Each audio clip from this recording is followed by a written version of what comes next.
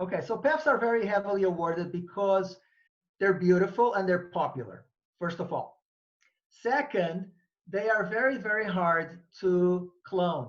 They're very hard to meristem. And because of that, when you have a path that's awarded, you're not going to clone it and then see lots and lots of that because it's hard to clone.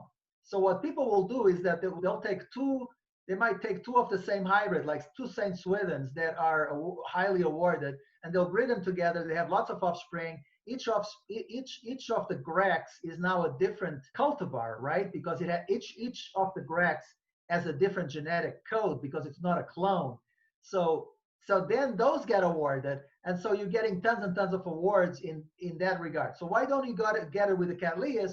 Well, because when you get one that's awarded, you can clone it easily, and then you get tens of thousands that get sold all over the place. And now you don't need to hybridize any further. You just clone that because it's beautiful. You just clone it.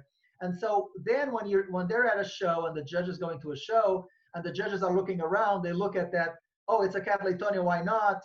It has an AM already. It already has an award of merit. Well, we're not going to give it an FCC because it doesn't deserve an FCC. So we're not going to pull it. We're not going to judge it. We're not going to judge it because that particular cultivar already has an award. And so what happens is, in the case of the Cattleyas, will tend to have less awards because those things have already been awarded and they've been cloned. And so they're not going to get another award because it's already been awarded. But in the PAFs, you're going to get tons and tons of awards because they were not cloned. They just keep on hybridizing and hybridizing with them more and more and more. And so you have all these things that sometimes look almost exactly the same, but they're different. They're a different genetic code. And so now you can award them. And so that I believe that that's one of the criteria why you're seeing a lot of awards in the PAFQ panels.